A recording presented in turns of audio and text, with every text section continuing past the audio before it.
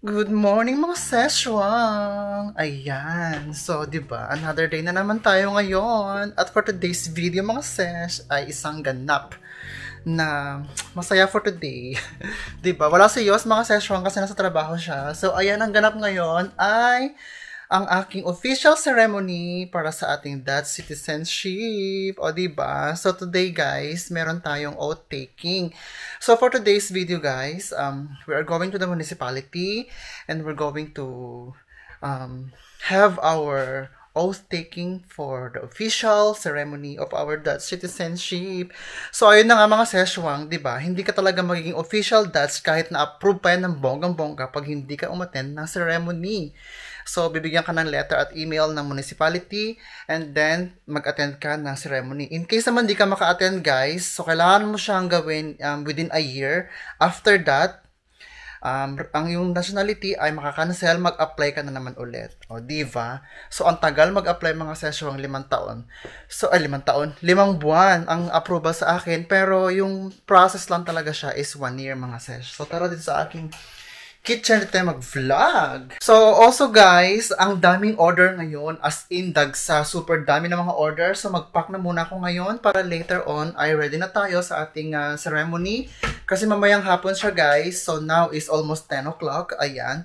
So, ano pa, edi mag-pack tayo guys at see you later sa ating naturalization ceremony kasi iba-vlog namin siya. So, andun nga pala yung mother-in-law, father-in-law, at saka siyempre si grandmother tsaka si grandfather. So, si Oma tsaka si Opa. So, ayan mga seswang, see you later in the municipality. So, ayan mga seswang, tapos na tayo magpa-beauty, di ba? Ang first na mukha natin. So, na-hydrate na siya, na-moisturize na siya. So, ngayon, mag-prepare na tayo ng ating orders. Kasi naman mga seswang, marami tayong orders ngayong araw na to sa ating store, di ba? So, ang ating order guys ay meron tayong client mamaya na pupunta dito na mag-pick up ng kanyang order. So, ayan, i-prepare natin kung ano yung order ni ate. So, mag-check lang ako sa aking website guys. So, ang order ni ate ay meron siyang in-order na suka, marca pinya, ayan. So, tara mag-pick up order tayo. Samahan nyo ako guys. At, ayan. Itong kanyang order, marca pinya, di ba? So, ayan, kabayan, ang iyong order, piniprepare ko na. Tapos, syempre, meron siyang 7 red horse. So, ito ang ating red horse, mga sesh. Di ba? Ayan siya, oh. Ayan siya, pakita ko sa inyo, ayan. So, 7 ang order ng ating kabayan. Actually, guys, mag-start kaming mag-store. Napakadami talagang umu-order sa amin, as in. So, ayan. Mag-pick up lang tayo ng kanyang order mga sesh, di ba? So, samahan nyo ako at i-prepare natin ang ating pick up order ngayong araw na to.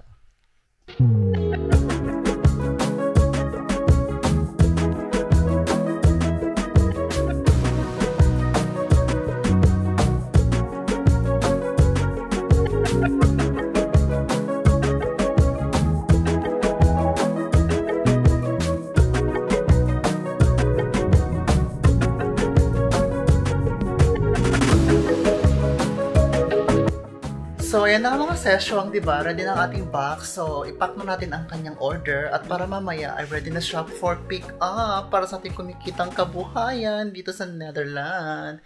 At syempre, visit barrioilocano.com and then kapag nakatira ka sa Europe, guys, we ship to all EU countries and of course, we ship anywhere in the Netherlands. Ganon. Si kabayan, nag-order siya ng 6 na red horse. Mga sesh, ay 7 yata to. Yes, it's 7. So, ito siya. Kailangan natin siyang ipack ngayon.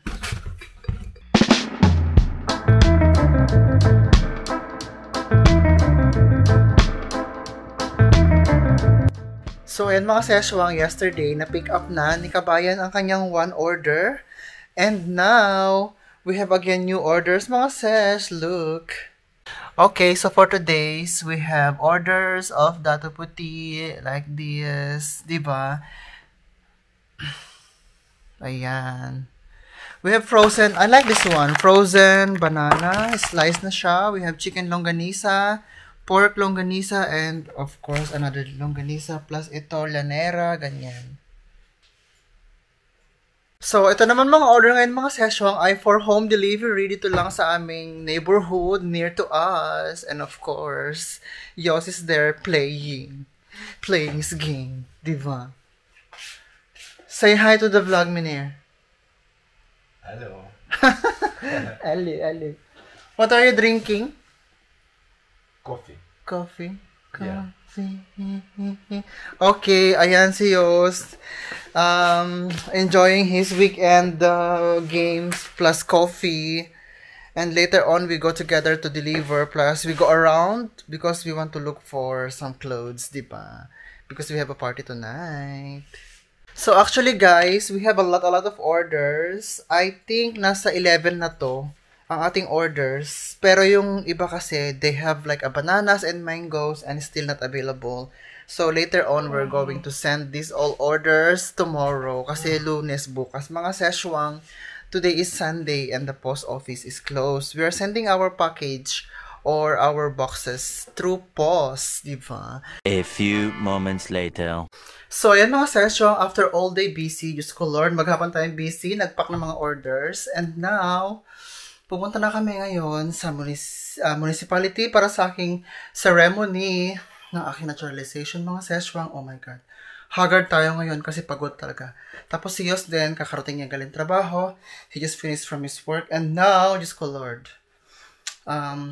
konting-konti na lang ang oras, pupunta na kami. Super madali, Diyos ko Lord, mga session. So, na aking outfit, di ba?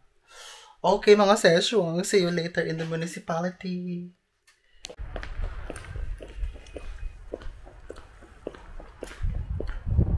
So, ayan mga session, ito na kami sa Clemente, sa municipality, and then yeah, we're waiting for the ceremony to start. So mga session, Pogi ako is here, joining the naturalization ceremony. Of course.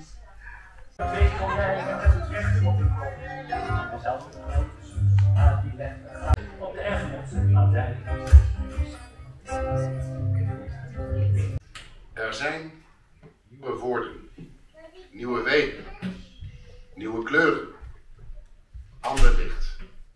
Het is een nieuwe dag. Het is een nieuw begin. Het is een open einde.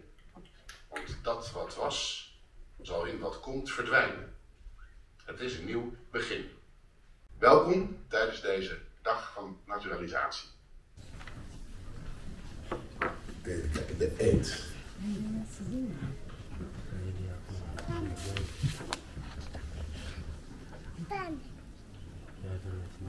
Ik zweer dat ik de grondwettelijke orde van het Koninkrijk der Nederlanden, haar vrijheden en rechten, respecteer. En zweer de plichten die het staatsburgerschap met zich meebrengt, getrouw te vervullen. Wat is daarop uw antwoord?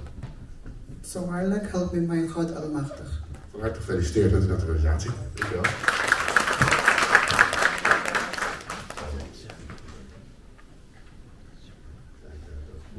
Stephanie Dina Toesen. Stephanie. Ja. En vaderland getrouwe blijf ik tot in den doel. Een prinsenvlag, oranje ben ik vrij onverveeld. En koning van Spanje heb ik altijd geëerd.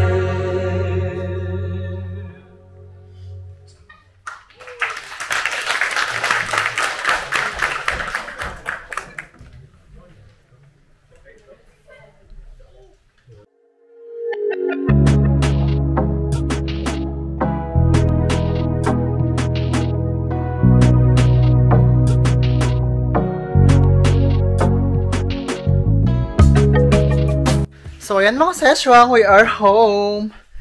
Finally, the naturalization is finished, so I get my certificate of citizenship. And of course, the Clemente, the municipality gave us flowers. Joost gives to me flowers. Kijk. Baby love. We have there also wine drinking, like small borrel. We eat donuts and bitterballen. So, traditional Dutch food, bitter balance, mga seswang, di ba? So, ayan, ang ganap ngayong ating naturalization ceremony, and after 1 week, pwede tayo mag-apply ng ating pasaporte, mga ses. So, update ko kayo sa ating pag-apply, di ba? So, ayan mga seswang, that's all for today's vlog. Hiningal kami kasi sira yung elevator ba, dumaan kami sa lift. So, ayan mga seswang, di ba?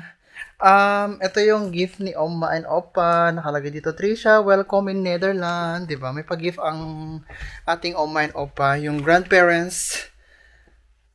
And this is for the mother and father of yours. Diba? May pag-gift. So, buksan ko ito mamaya. Diba? So, ito mga seswang yung gift ni Oma and Opa. Mayroon tayong €50. Lieve Trisha, vanaf nu ben je echt inwoner van het mooie Nederland en daarmee willen wij jou van harte feliciteren. Ayan ang sinabi nila Oma. Sabi niya dito na mula ngayon isa ka ng Dutch dito sa napakagandang lugar ng Netherlands at dahil dyan gusto ka naming i-congratulate from Oma and Opa. Plus, ito, Diyos ko Lord, di ba? Unboxan natin yung gift ng aking biyanan. So, nakalagay dito. Ayan. Ang tara, may pag-gift. Tapos, tignan natin dito sa loob. May nakikita akong card. Ayan. Ay, ano siya? Ano kaya to? Tignan ko to. Ay, ang taray. Ito mga seswang yung gift ni biyanan, ayan, yung mama ni Yos, tsaka papa niya, ito yung binigay niya sa akin. So, isuot ko to, di ba? Pang ano to, pang daily use na meron tayong hikaw at tsaka ano siguro to, mga kwintas, di ba? Taray, bongga, o di ba?